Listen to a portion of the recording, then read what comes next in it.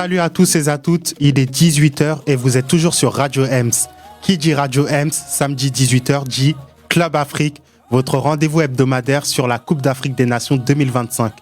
Comme d'habitude, on revient sur les moments forts de la semaine avec nos analyses, nos débats et des chroniques sur les acteurs de cette CAN 2025 pendant 45 minutes, soit une mi-temps. Avec moi, comme d'habitude, l'un des plus grands analystes d'Île-de-France, Bilal. Toi, t'es pas d'accord avec moi? Je m'attendais pas à celle-là. Bonjour à tous et à tous, ça va très bien. Bientôt la fin de cette compétition, on arrive dans le dernier tiers. Et c'est là où les grosses équipes, normalement, confirment leur statut de meilleurs et de favoris. La semaine dernière, ils étaient 16 au moment où on faisait l'émission sur les huitièmes de finale. Et là, ils étaient 8 hier au coup d'envoi des quarts de finale. Et 2 nous ont déjà quittés dans cette CAN. Mais nous, on est toujours là pour parler de ces éliminés, de ces qualifiés pour les demi-finales. Alors, qu'est-ce qui nous attend dans la première partie, le club analyse? Alors, dans cette première partie, on va toucher 2-3 mots déjà, dans un premier temps, des huitièmes de finale, pour faire une petite transition vers les quarts de finale. Et on va aussi, bien évidemment, débriefer le match d'hier entre le Maroc et le Cameroun, qui était le premier gros choc de ces quarts, et peut-être le plus gros choc pour l'instant de cette CAN. Et ensuite, nous allons revenir sur... dans la deuxième partie, je crois que c'est le débrief rapide de Mali-Sénégal. Oui, on va parler plus exactement de Tam Sanfit, le sélectionneur belge du Mali, qui est venu dans cette CAN avec une tactique assez atypique, avec 5 milieux de terrain. Et ça n'est pas passé face au Sénégal hier pour les Aigles du Mali. Et après ça, on va faire un petit focus sur les champions en titre, la Côte d'Ivoire, qui va affronter l'Égypte ce soir à 20h. Face à Mohamed Salah se présentent Amad Diallo et Yann Diomandé, 2 ailiers de grande qualité qui brûlent les rétines depuis le début de cette CAN. On finira comme la semaine dernière avec nos petits pronostics sur les quarts de finale du jour et sur les demi-finales de mercredi. Et maintenant, place au club analyse.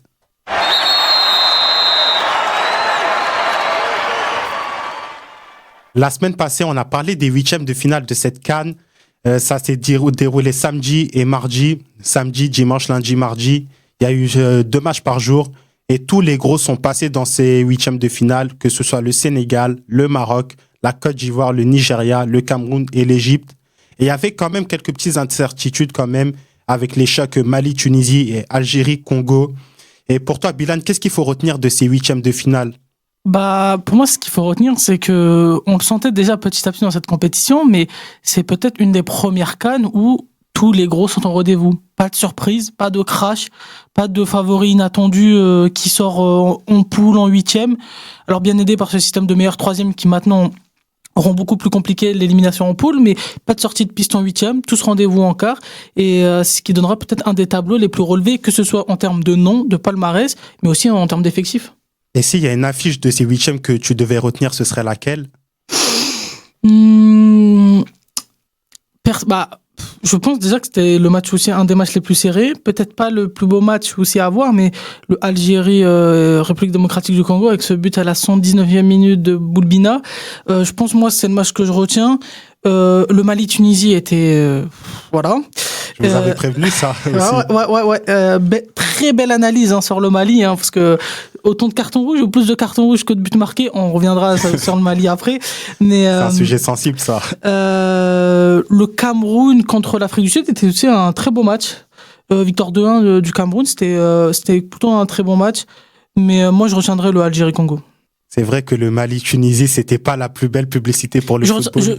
Juste pour revenir, même l'Algérie, je pense que je retiendrai surtout le moment du but que le match en lui-même, qui était pas un festival de football. Oui, c'était plutôt décevant. C'est peut-être pas dû à la tactique un peu attentiste de la RDC, qui a vraiment attendu l'Algérie au milieu de terrain. Honnêtement, j'ai pas compris la tactique du Congo, parce que à force de laisser le ballon à l'Algérie, c'était la seule équipe qui voulait gagner le match en prolongation, j'avais l'impression. Vainqueur logique, on va pas revenir très très longtemps sur ce match, mais ouais, très déçu du Congo. Ils ont pas voulu jouer, s'en fait punir, s'en fait éliminer. La seule équipe qui a voulu jouer, quasiment, a gagné. Ils passent logiquement en quart. Donc pour revenir sur les pronostics qu'on avait fait la semaine dernière des quarts de finale, t'as eu quasiment tout bon, toi. T'avais dit Mali-Sénégal, c'est ce qui s'est passé hier. T'avais dit également Cameroun-Maroc, ça s'est passé. T'avais dit Côte d'Ivoire-Égypte, moi j'avais misé sur le Burkina Faso, je me suis largement trompé. Et t'avais également pronostiqué l'affiche entre l'Algérie et le Nigeria. et tout s'est bien passé. C'est pour ça que je dis que tu es l'un des meilleurs analystes d'Île-de-France. Ouais, après, j'ai pas inventé l'eau chaude, hein. J'ai pris les grosses équipes, hein, les favoris avant match. C'est juste que, comme je l'avais dit tout à l'heure, ils n'ont pas trahi pour une fois. Pas de surprise, pas de Bénin qui passe, pas d'Afrique du Sud qui essaye de faire un coup, pas de Tanzanie qui crée la grosse surprise, bien que le match, là aussi on n'aura pas le temps de revenir sur ce match, mais plus sur le match du Cameroun qui était très très très décevant côté marocain. Mais non, ouais, mais ils passent tous au final. Et c'est le plus important. Et c'est une transition parfaite pour parler de ce Maroc-Cameroun qui était l'affiche du match de 20h hier soir. Le Maroc qui s'est imposé 2-0 grâce à des buts signés Brahim Diaz et Ismaël Saïbari. Le Maroc est qualifié pour la première fois en demi-finale depuis 2004, 22 ans d'attente, qui marque la fin de l'épopée camerounaise de l'équipe de David Pagou dont on avait parlé la semaine dernière. Et pour les Marocains, c'est une mission qui est presque accomplie. 2 matchs seulement les séparent du titre, tant attendu depuis 50 ans. Et c'est intervenu au bout d'un match très sérieux, très maîtrisé. Qu'est-ce que tu en as pensé globalement de cette partie marocaine? Déjà du 11 de départ, Walid Regragui qui a aligné la même équipe depuis 2 matchs avec le retour de la star Achraf Hakimi. Ouais, mais encore une fois, un 11 très offensif, hein. Pour le coup, un 11, alors peut-être pas aussi radical que le Nigeria, mais un 11 porté vers l'attaque, on aurait pu avoir peur de transitions défensives dangereuses et des transitions offensives aussi très percutantes du Cameroun avec Kofan, Mbeumo, les joueurs qu'on a mis en valeur la semaine dernière. Rien de tout ça, hein. C'est un Maroc, leur meilleur match depuis le début de la compétition, et je pense qu'en termes de niveau individuel d'une équipe, c'est le meilleur match. Meilleur que les matchs que l'Algérie a pu proposer, meilleur que certains matchs qu'a pu proposer, notamment le 4-0 contre la Mozambique, 4-0 le Nigeria contre la Mozambique. Exactement. Moi je trouve que c'est le plus gros match. Ils ont totalement étouffé cette équipe du Cameroun. Je sais pas si on aura le temps de toucher 2-3 mots sur le Cameroun, mais tu ne forces pas l'individualité à Hakimi, tu le laisses revenir petit à petit, se fondre dans le collectif. Tu n'es pas dans une dépendance où il est pas à fond, on le sait, mais il a combien de pourcents? 30, 50, 70, 80. On sait que il n'est pas à 100%, ça tout le monde le sait, mais tu n'es pas dans l'urgence de lui demander de jouer à 100% comme avant sa blessure.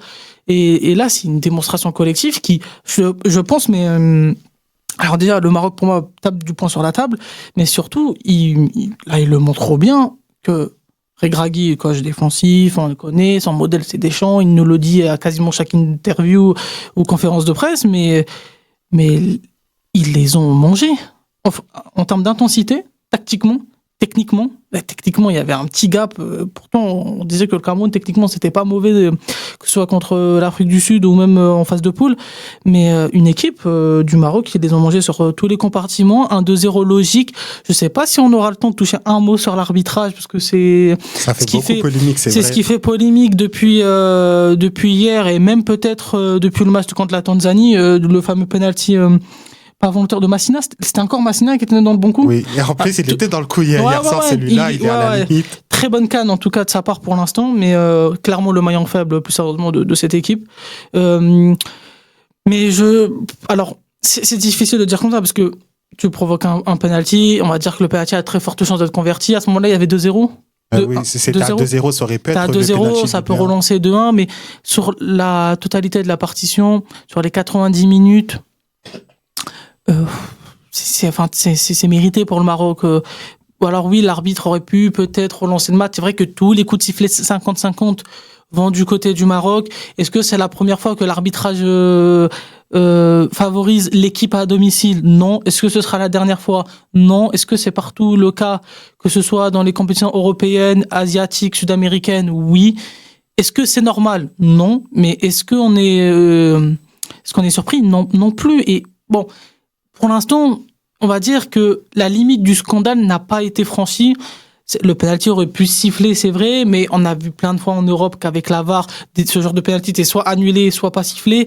Le penalty, oui, ok, il peut faire débat, mais moi, ce que je retiens, c'est les 80, on va dire les 80 minutes, puisqu'à la fin, quand même, Regragui, il a mis rideau. À 2-0, il a lâché, il a envoyé les titulaires au repos, mais en fait, c'est une domination tactique, technique, physique, athlétique, tout, en fait. Et pour moi, le Maroc mérite complètement sa qualif, s'est mis à l'abri plutôt rapidement. Ils ouvrent le score en première mi-temps. Oui, c'est ça, en première mi-temps, avec le but de Brahim Diaz qui est intervenu sur un coup de pied arrêté. D'ailleurs, les 2 buts marocains viennent sur des coups de pied arrêtés, sur des coups francs, sur des corners. Ouais, et pour moi, enfin, il n'y a pas grand-chose à dire. Comment dire, le débat de l'arbitrage, ça fera débat jusqu'à ce que le Maroc sorte. Et ça fera peut-être plus gros débat s'il y a un avantage arbitral en finale et qu'il leur offre le titre. Mais ce que je retiens et ce que je pense que tout le monde retient, c'est que c'est leur meilleur match. Pour moi, c'est la meilleure performance collective depuis le début de cette CAN. Et là, on a vraiment le match référence du Maroc en disant on est les favoris, on est chez nous. Et ce trophée ne peut pas nous échapper. On a bâti un projet. Le projet, sur l'échelle africaine, arrive à maturité. Bon, à l'échelle internationale, avec la Coupe du Monde, ça on verra plus tard. C'est un autre contexte et c'est surtout une autre paire de manches en termes de grosses équipes européennes et sud-américaines. Mais voilà, le Maroc tape du poing sur la table. Regragui confirme quand même et peut-être s'enlève un petit poids de pression qu'il avait avant. Et le Maroc est en demi. Et le Maroc, alors, va certes affronter un gros adversaire, hein, c'est la Côte d'Ivoire ou l'Égypte, c'est ça ? Non, c'est soit l'Algérie ou le Nigeria. Oui, c'est vrai. C'est vrai que malheureusement, il faudra c'est aussi un match qui va faire parler. Et alors, s'il y a un Algérie-Maroc avec une situation arbitrale pour le Maroc en fin de match, on sait comment ça va. Voilà, mais le Maroc est en demi et je pense déjà que ce soit l'Algérie ou le Nigeria, ils ont dû voir ce match. Et ils ont dû se dire que le Maroc, finalement... C'est sérieux quand même. C'est sérieux et moi, personnellement, c'est mon avis, mais si le Maroc reproduit un match comme ça, que ce soit contre l'Algérie, contre le Nigeria, ou que de l'autre côté du tableau, ce soit Égypte, Côte d'Ivoire, Sénégal ou... Côte d'Ivoire ou Égypte. Ouais, voilà. Pour moi, en fait, le Maroc, c'est supérieur. Il y a peut-être même un petit cran au-dessus de tout le monde. C'est le petit cran que j'attendais avant la compétition, que je n'ai pas ressenti pendant la compétition, mais que là, sur ce match, je le vois. Et 2-0 contre un Cameroun qui était annoncé, ok, timide en début de compétition, mais qui s'est confirmé comme une belle surprise. 2-0, et ça aurait pu faire plus. Justement, ça me fait quand même penser à la CAN de la Côte d'Ivoire l'année dernière. Je pense que le match où tout avait basculé, c'est ce quart de finale contre le Mali pour les Ivoiriens. Et à partir de là, j'ai senti qu'Emers Faye avait trouvé son équipe. Et c'est comme là avec Walid Regragui qui aligne un milieu de terrain El Ainaoui, El Khanous et Saïbari. Et tu te rappelles avec Medji qui était notre invité, supporter du Maroc, il voulait plus de Sofiane Amrabat, qui était le milieu de terrain défensif du Maroc sur les 2 premiers matchs, qui est parti sur le banc. Et là, il est sur le banc. Et avec El Ainaoui qui est au milieu de terrain, qui est sensationnel, qui amène un certain équilibre. Et j'ai aussi envie de te parler de l'équilibre tactique au niveau de la défense. Avec le retour d'Hakimi, ça propulse Noussair Mazraoui, le défenseur droit de Manchester United, à gauche. Et ça aussi inclut Abdé Ezzallouzi, le joueur du Betis Séville, au poste d'ailier. Est-ce que tu penses que c'est le meilleur équilibre pour cette équipe du Maroc et que ça va permettre à ce Maroc d'aller jusqu'au bout ? Attention à voir, parce que autant je pense contre l'Algérie, tu pourras reproduire ce... Ou le Nigeria, on ne sait jamais. Non, tu vas comprendre pourquoi je dis ça. Contre l'Algérie, tu pourras reproduire ce genre de système. Mais par contre, justement, si tu tombes contre le Nigeria avec des attaquants rapides, tranchants, et sans manquer de respect aux attaquants du Cameroun, une autre paire de manches, une autre paire de finitions, que ce soit des Osimhen, des Akor Adams, des Lookman, ça peut venir de partout, tu peux te faire noyer. Par contre, si tu arrives à étouffer, et justement, le point faible du Nigeria, pour moi, se trouve là, au milieu de terrain, la bataille du milieu. Quand tu vois qu'un Carlos Baleba était complètement perdu, et que Carlos Baleba était annoncé comme une des stars, et logique de la CAN, et peut-être était même un des meilleurs joueurs de la CAN, hein, jusqu'à hier, et même jusqu'à maintenant, ils pourront manger n'importe quelle équipe. Et t'as parlé de la Côte d'Ivoire, je suis pas totalement d'accord parce que je trouve quand même que le Maroc a eu un minimum plus de maîtrise que la Côte d'Ivoire qui passe déjà dans un trou de souris en poule. Alors bon, le Maroc, on peut dire ce qu'on veut, ça fait premier, c'est les seuls à avoir gagné un match dans leur poule. Ils finissent à 7 points le Maroc. Ouais, c'est ça, 2 victoires, un nul. Ok, ils passent ric-rac contre la Tanzanie, ok, mais bon, la Côte d'Ivoire n'avait pas ce gros match dans l'impression visuelle, dans le jeu, que la Côte d'Ivoire n'a pas eu. Ah non, c'est dans le sens de la montée en puissance, tu vois. Okay. Ouais. Je parle de la montée en puissance, tu vois, sur les 5 premiers matchs. Il faudra confirmer. Oui, c'est ça, il faut confirmer. Il faudra confirmer, parce que il faut pas que ce soit un épiphénomène. T'as fait un gros match, et si tu sors en demi, on te dit quoi ? Justement, c'est ça qui est à voir. Est-ce que le Maroc va monter en puissance, va montrer un meilleur visage, comme la Côte d'Ivoire ? Un one-shot.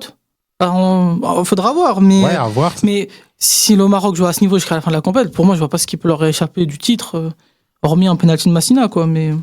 Et justement, je trouve que peut-être à partir de là, on peut voir le meilleur de cette équipe du Maroc qui a trouvé une certaine assise, un certain équilibre et qui joue plus la possession de balle, qui est moins sur la retenue qu'on pouvait l'espérer. Et surtout, tactiquement, cette équipe du Cameroun a été étouffée. Ouais. Et tu parlais de l'attaque du Nigeria, qui est supérieure à celle du Cameroun. On a vu beaucoup les Camerounais jouer long, avec Christian Kofané, justement, qui était aux prises avec Naïf Aguerd. Et là, tu penses que contre un Bagdad Bounedjah, par exemple, si c'est l'Algérie ou un Victor Osimhen, ça peut exploser? Mais moi, je pense surtout que le Cameroun a joué long parce qu'ils n'avaient pas le choix. Ils ne pouvaient pas relancer proprement. Ils étaient étouffés. Dès qu'un des milieux touchait la balle, ils se faisaient presser à deux. En fait, le Cameroun a joué long. C'est pas un choix.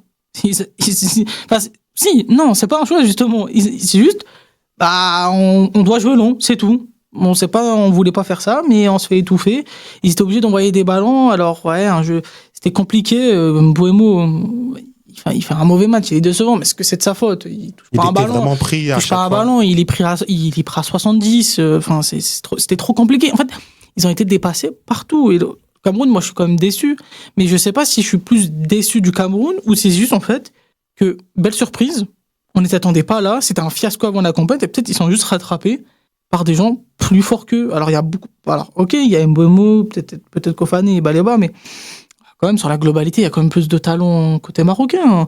Côté marocain, El Enaoui, El Khanous, Hakimi, Mazraoui, Saïbari, Edzazouli. Il y a plus de qualité, d'expérience, ça, il faut le souligner. C'est ça, sur le banc, t'as des Akomash qui a quasiment pas joué, lui, alors que. Oui, on l'a quasiment jamais vu du tournoi. T'as Iboudlal, qui est un énorme joueur, t'as Igaman qui vient de revenir de blessure. Il est rentré d'ailleurs. T'as des Samsedine Talbi, t'as du Targali. T'as beaucoup plus de qualité, t'as même Ben Sigir qui a pas joué une minute du match. Donc t'as juste plus de talent côté marocain et ils sont juste rattrapés, je pense, par une équipe plus forte. Mais je pense déjà que le Cameroun peut déjà bâtir sur. Je pense quand même que le Cameroun, leur CAN est réussi. Alors, la différence, c'est que pour moi, si le Maroc sort en demi, c'est une CAN ratée. Est-ce qu'on parle d'un catastrophe industrielle? Ça, on verra de la manière et il y a beaucoup de contexte à prendre en compte. Mais je pense que le Cameroun, eux, leur compétition est réussite. Le Cameroun a de quoi bâtir. Le Cameroun a des joueurs plutôt jeunes, de talent.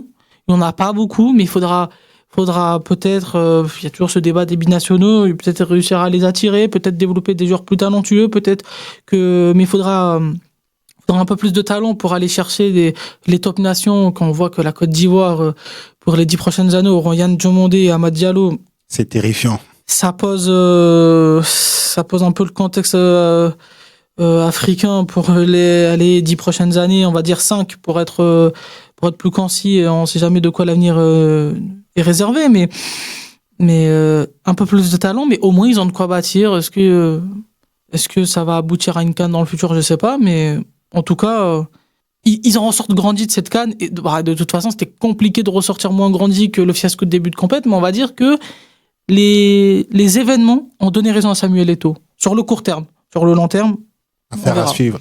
Parce qu'il n'y a pas de Coupe du Monde pour le Cameroun. Malheureusement, donc ils vont devoir attendre 2030 les Lions indomptables pour espérer retrouver la Coupe du Monde. Et avant de revenir peut-être sur le Cameroun et sur David Pagou, j'aimerais parler de celui qui a été élu homme du match, Ismaël Saïbari. On a vu, c'est un joueur qui a beaucoup de grandes qualités, il le démontre avec le PSV Eindhoven. Mais jusqu'à présent, dans cette Coupe d'Afrique des Nations, il était décevant. Ouais, il était très décevant, il était perdu. Et hier, il a fait un excellent match. Ça s'est montré dans son activité sans ballon. Et aussi avec le ballon, il s'est montré juste. Quel regard tu as sur sa performance globale, Bilal? Déjà, comme tu l'as dit, début de CAN très très compliqué. Moi, on pouvait quand même l'expliquer par son positionnement au début. Il était ailier gauche. On voit très bien qu'il n'a pas le gabarit. Je crois de mémoire, il fait 1m86 ou quelque chose comme ça. En tout cas, il est dans les 1m80 et c'est un gros gabarit. C'est pas un ailier, c'est plus un milieu je sais pas comment on peut les définir, box to box, plus dans l'intensité. Il a été repositionné là au milieu depuis quelques matchs, je crois. Très très bon match, grosse intensité. Dès le début, il a mis un pressing. C'était trop fort, trop puissant et ça va dans la continuité qu'on disait que même athlétiquement, cette équipe du Maroc était meilleure que cette équipe du Cameroun. Gros match de Saïbari, buteur, le but du 2-0. Franchement, alors pareil, il faudra de la continuité, mais on retrouve peut-être un peu plus le Saibari du PSV qui se montre aussi être une menace offensive et pas qu'une menace simplement dans le pressing, dans la répétition des efforts et des courses à haute intensité. C'est un gros match, c'est un milieu assez complet quand on voit que t'as des milieux j'aime pas ce terme, c'est trop péjoratif, mais besogneux dans l'intensité, qui est capable de faire une percée vers l'avant et de conclure avec une tête, un tir ou quelque chose comme ça, avec des milieux un peu plus créatifs, Lainaoui, El Khanous, des joueurs avec une certaine finesse technique, un centre de gravité un peu plus bas, qui sont capables en un coup de patte, un crochet, un dribble, d'accélérer, de distribuer le jeu. Bon match. Et aussi peut-être un très bon équilibre trouvé par Regragui et ouais, dans la continuité de ce qu'on a dit, c'était juste trop fort pour le milieu d'en face. Avec tout le respect que j'ai pour Namasso, Avom et même Baleba. Après Baleba, on doute pas de son niveau, c'est juste que quand t'es pris à 3 et qu'à côté de toi, tu peux pas être aidé parce que ce ne sont pas des joueurs de très très très grande qualité. T'es rattrapé, ouais, comme j'ai dit, par ton niveau et pas grand chose à rajouter, un gros match. Un joueur supérieur qui l'a montré sur un match d'intensité supérieure. Ismaël Saibari, homme du match, qui vient peut-être de lancer sa Coupe d'Afrique des Nations. Ça arrive au meilleur des moments pour le Maroc. Et il y en a un qui est dans le tournoi depuis le tout début, c'est Brahim Diaz, le joueur du Real Madrid. 5 matchs, 5 buts. Ouais. Il est en train de faire la CAN de sa vie, la CAN d'une vie. Sa première. Sa toute première, effectivement, au joueur du Real Madrid. Qu'est-ce que tu penses de sa prestation? Est-ce que tu vois pas, je vais dire quelque chose qui va peut-être choquer. Non. Est-ce que tu vois pas dans son jeu de corps un peu? Non.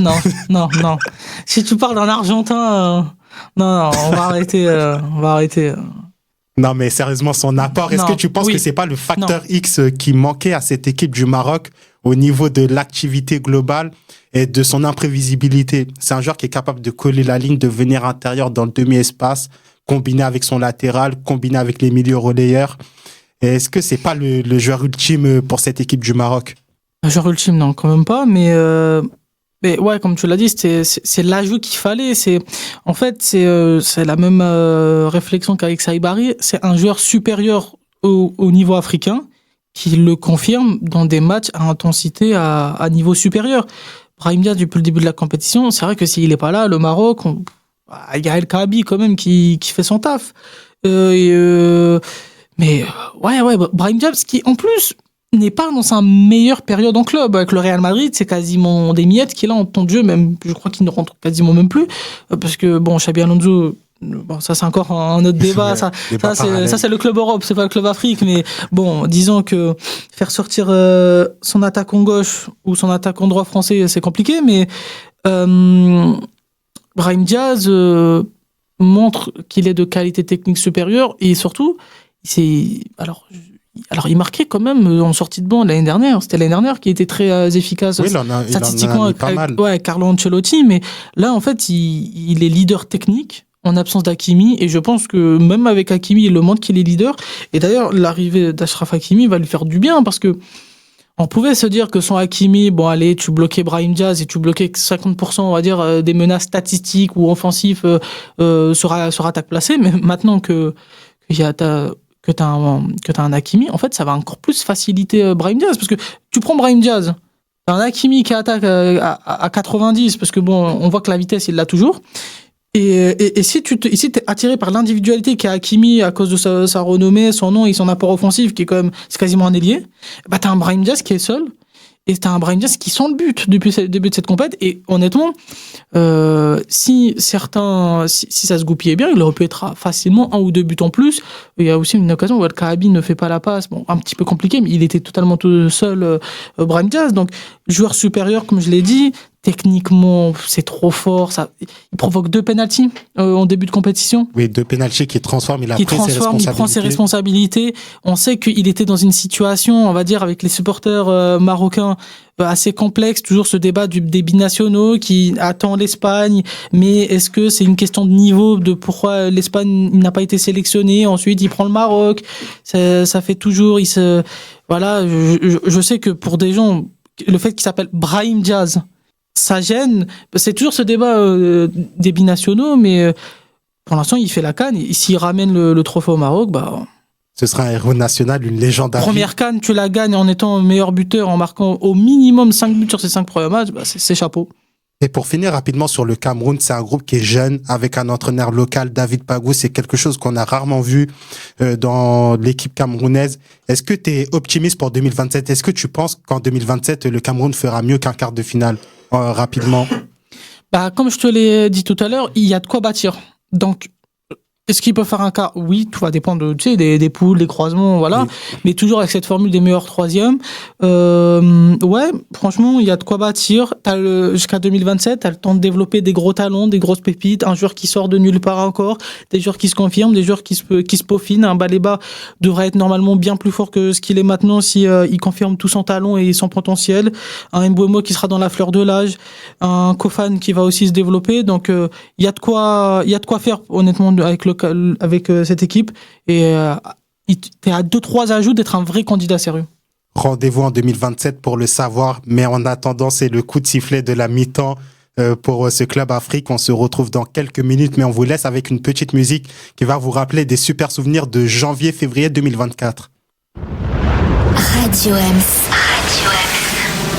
La Côte d'Ivoire, inspirante d'hospitalité, reçoit l'Afrique. Jour de fête. C'est quoi? Et vous savez? Hablando piazzi y en pae. Nommez-les Tipi. Ibrahim Sama Diabaté. Ça joue de fête sur la démarche. Youpi, youpi, youpi,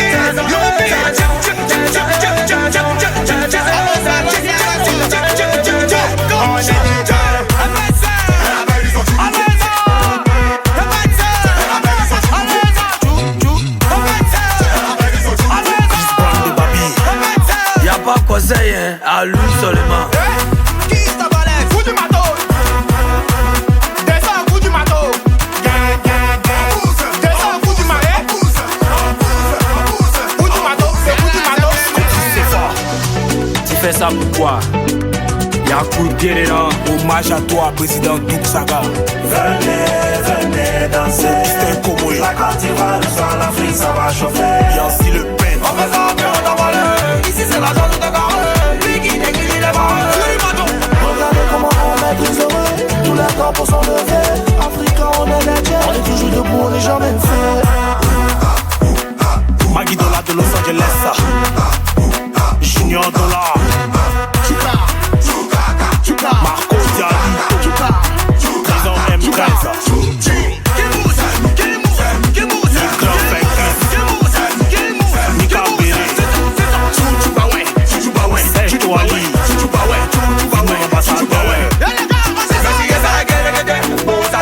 Ça joue les fêtes sur la démarche. Youpi, youpi, youpi.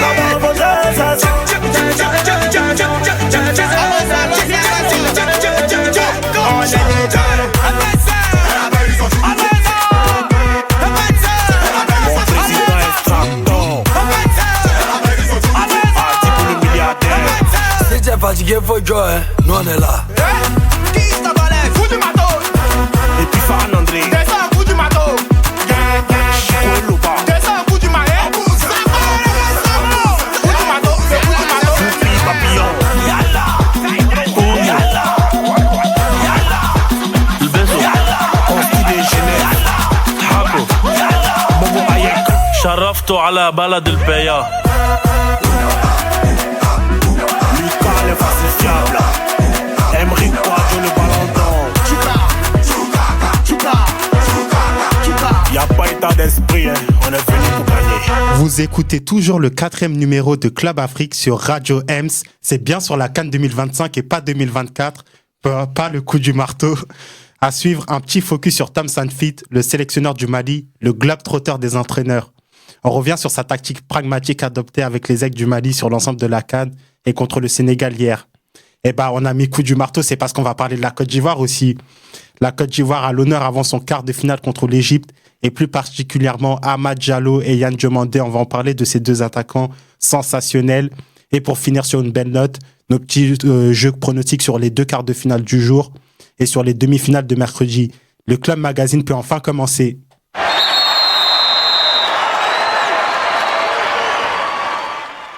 Alors, Bilal, toi, t'es super chanceux parce que l'Algérie est encore en lice dans cette Coupe d'Afrique des Nations. Ce petit sourire, non, c'est méchant, c'est méchant. Non. Mais le Mali, c'est fini pour le Mali. Ouais. Le rêve de remporter la Coupe d'Afrique des Nations se brise pour cette année 2025 en tout cas.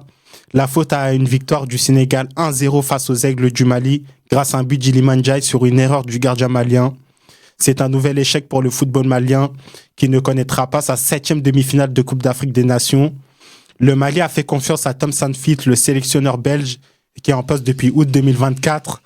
Je t'avais prévenu contre le Maroc qu'il allait adopter une tactique très défensive. Ouais, bah, juste pour caler un mot avant que ton bray sorte Tom Saintfiet, au tribunal du football, il prend peut-être 10 ans quand même, hein, parce que, waouh, allez, je te laisse.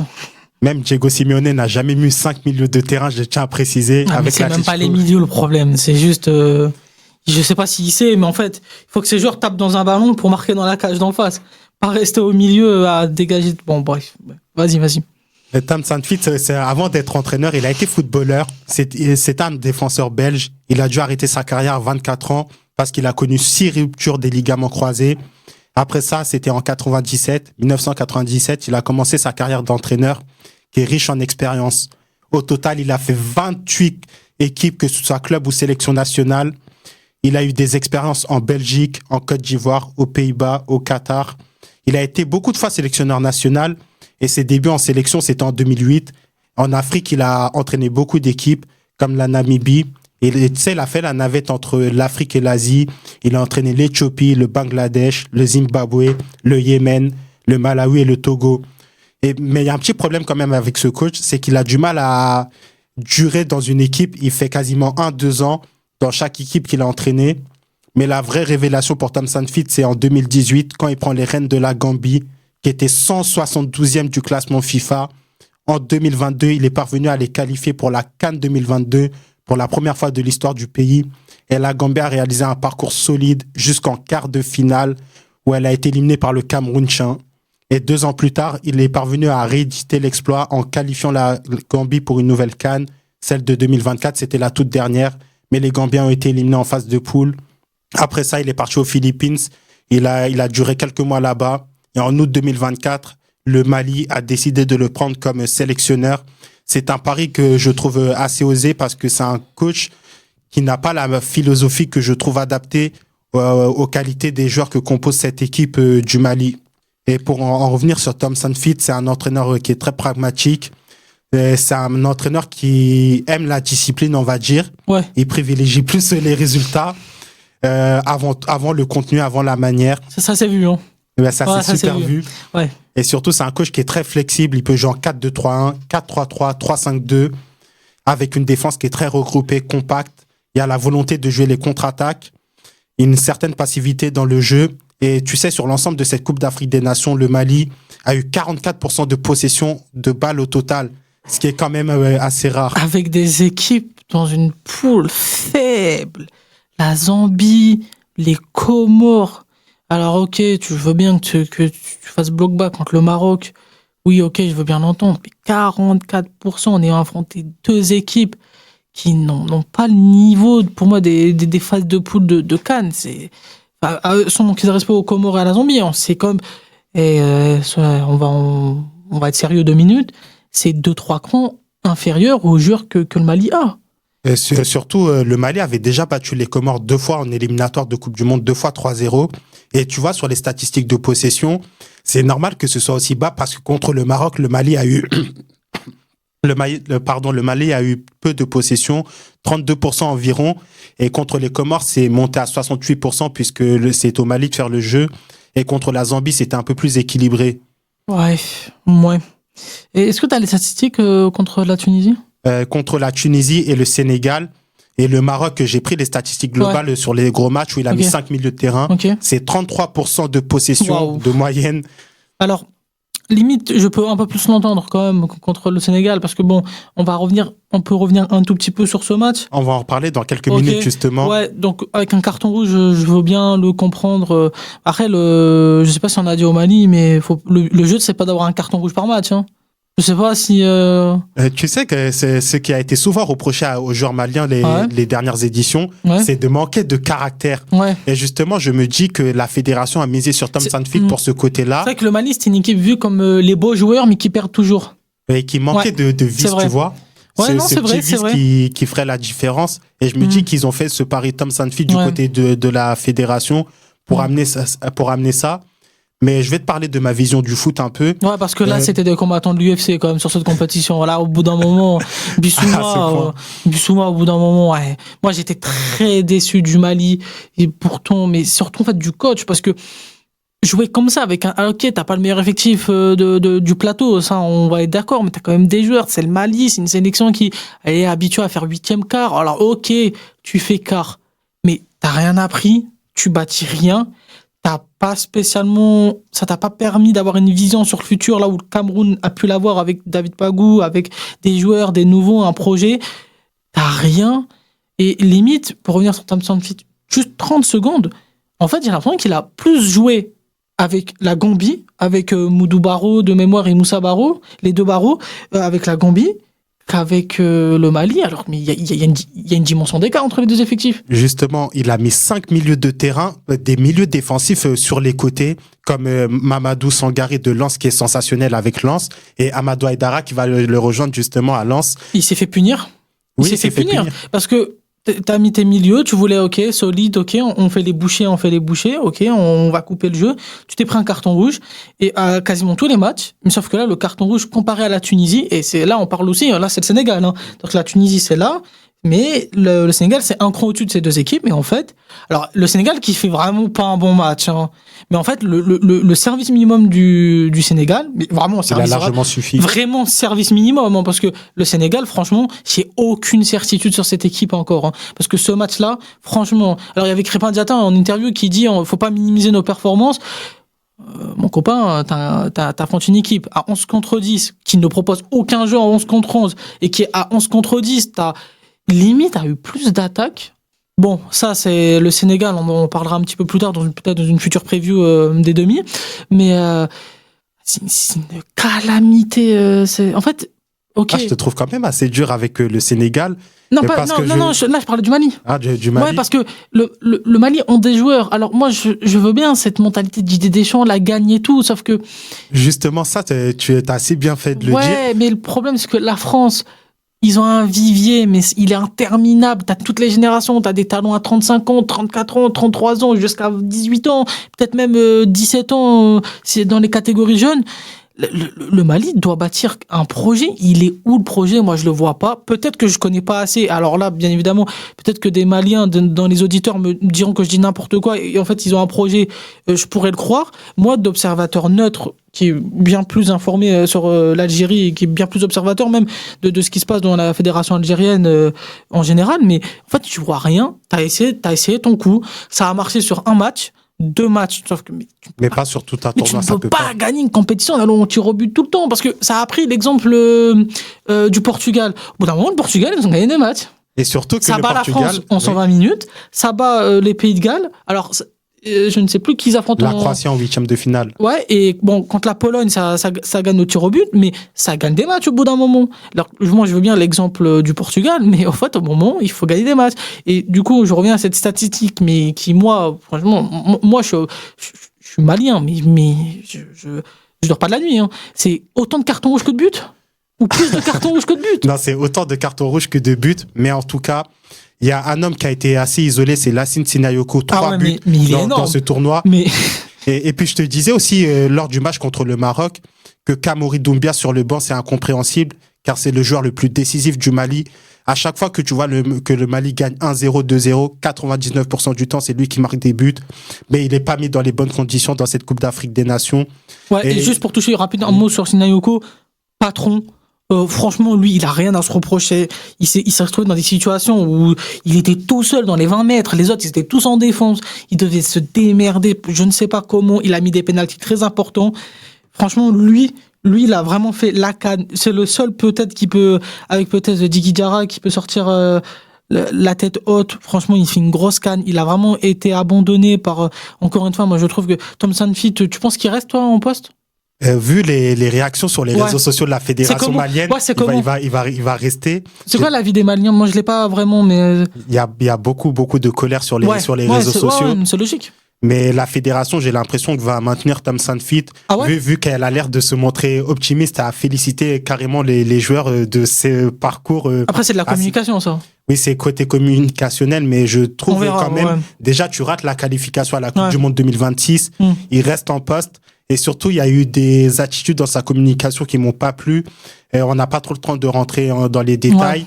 Surtout après la défaite contre le Ghana. Quand tu parles aux journalistes ghanéens, tu dis, Inch'Allah, je vais entraîner j'aimerais entraîner le Ghana. Pourquoi pas? C'est limite. Mais en tout cas, le Mali est une équipe qui est plutôt faite pour jouer au football, une équipe qui doit être plus audacieuse. Peut-être il lui manque un peu plus. Il faut trouver le juste milieu. Oui. Ne pas être trop gentillet, mais ne pas passer d'un extrême à l'autre. Alors, ok, t'as fait un quart. Est-ce que c'est un exploit pour le Mali de faire quart? Je suis même pas spécialement persuadé que ce soit un si grand exploit pour le Mali de faire un quart. Pour moi, c'est normalité parce que t'es top 8 africain. Maintenant, c'est passé ce palier et je trouve que pour ça, il faut rester fidèle à ses principes. Avoir peut-être des joueurs un peu plus dynamiteurs en attaque, une animation offensive plus. Et en parlant de joueurs dynamiteurs, je crois qu'on va embrayer là. Hein. Je crois que c'est le moment. Oui, c'est le moment parfait. Ouais. Tu sais, t'es fort en phase de transition offensive. S'il y avait certains joueurs qui avaient cette même méchanceté, ce serait exceptionnel. Ah bah ça, c'est à force de regarder Arjen Robben jouer. On rappelle, t'es fan du Bayern Munich, c'est pour ça. Et donc là, on va se plonger dans Côte d'Ivoire-Égypte, la Côte d'Ivoire championne d'Afrique en titre, qui joue à 20h face à sa bête noire, l'Égypte. Sur les 11 derniers matchs en Coupe d'Afrique, la Côte d'Ivoire s'est imposée qu'une seule fois face aux Égyptiens. Il y a eu une défaite en finale de CAN 2006, la génération Didier Drogba, Yaya Touré. La génération connue du coach Yatta. Hein. L'âge d'or, si je ne dis pas de bêtises, le coach Yatta était déjà là normalement. Oui, Hassan Yatta. Ouais, dans cette génération dorée qui fait le triplé 2006, 2008, 2010. On n'a jamais vu ça, plus jamais on a vu ça dans le football africain. C'est même rare dans le football international.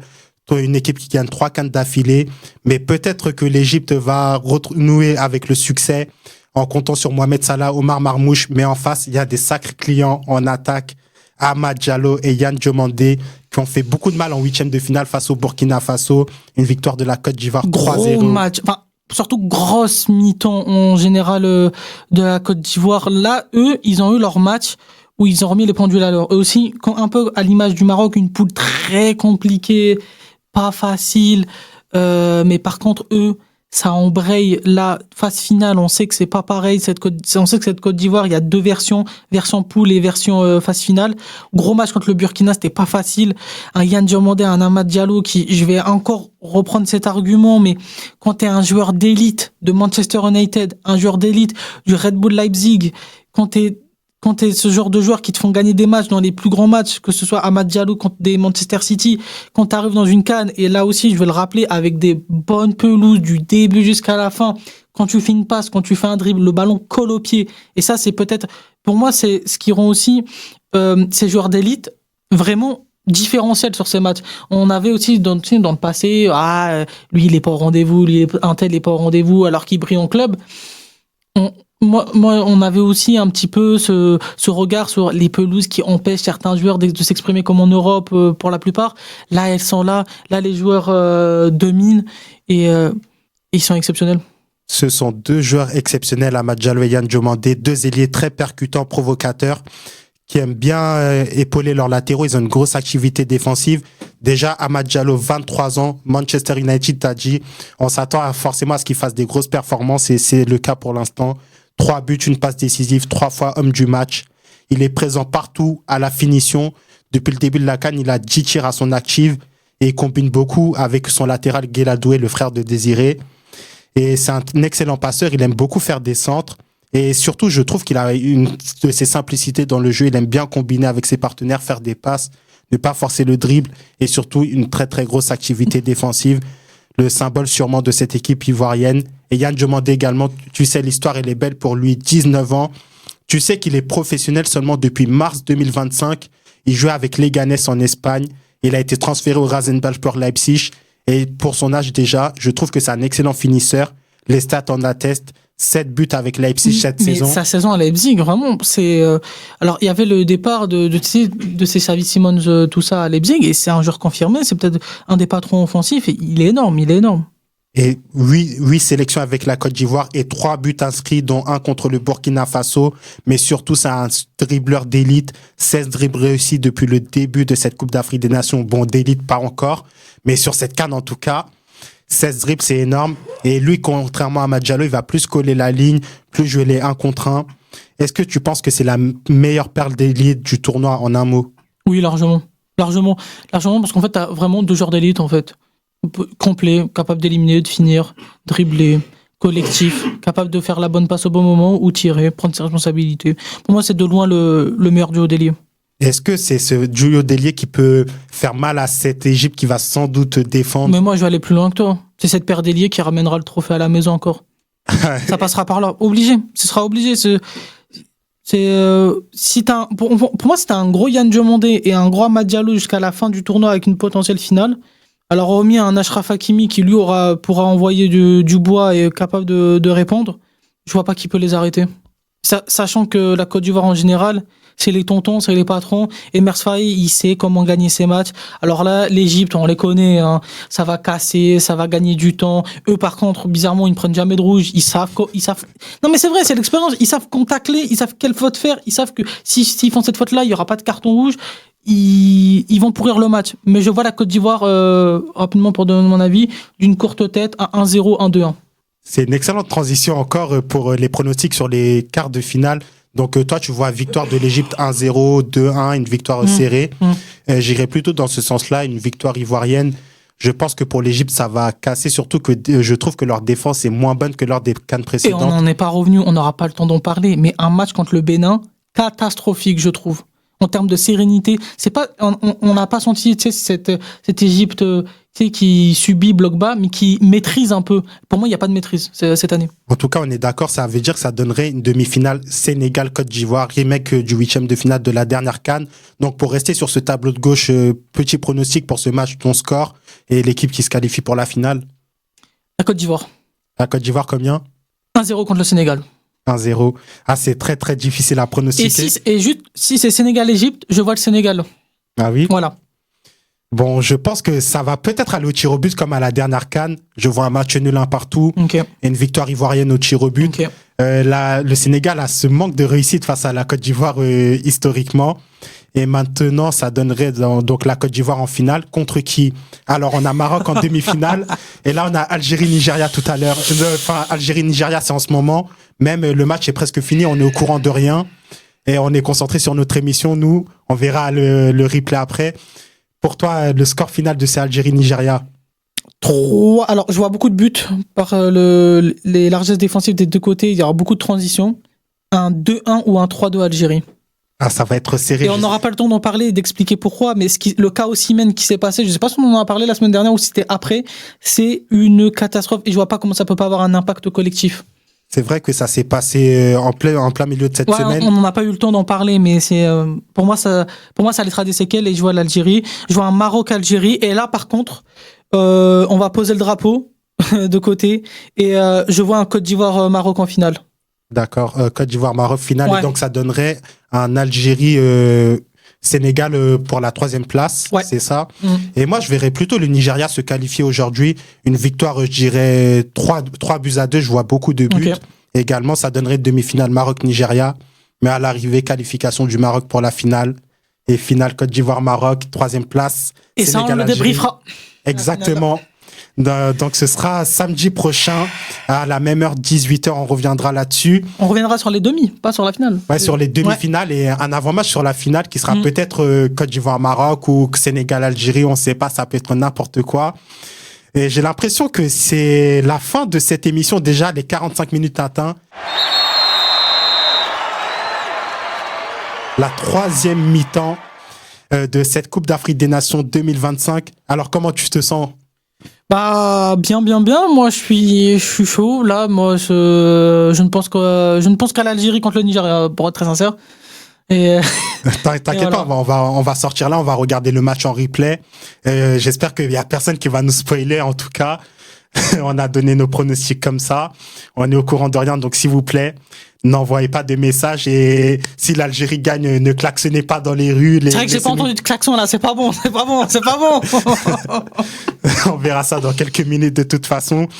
Mais un grand merci à toi, Bilal, pour ta participation et pour tes analyses comme d'habitude. Et un grand merci à Franck, à la régie, qui est là depuis le début, et à toute l'équipe de Radio Ems qui nous accorde sa confiance depuis le début de ce projet. On rappelle que c'est un projet universitaire. On est des étudiants en 3e année de communication. On fait ça pour un projet tutoré de fin d'études. Et on espère que ça va nous apporter un 20 sur 20, même plus 21 sur 20, pourquoi pas. Merci Radio Ems, merci Franck pour cette opportunité. On se retrouve samedi prochain à 18h. Franck sera toujours là à la régie, tu seras là Bilal, je serai là. En attendant, vous pouvez réécouter cet épisode en podcast sur radioems.fr ou sur l'application mobile. N'hésitez pas à donner vos avis en commentaire sur le compte Instagram ou Facebook Radio Ems Est Parisien. Merci pour votre écoute, pour votre fidélité et pour vos messages de soutien, ça fait plaisir. On vous souhaite un excellent week-end, une bonne fin de semaine, un bon début de semaine, une bonne fin de semaine prochaine. On se dit à samedi prochain. Merci à tous, c'était Hadjazair.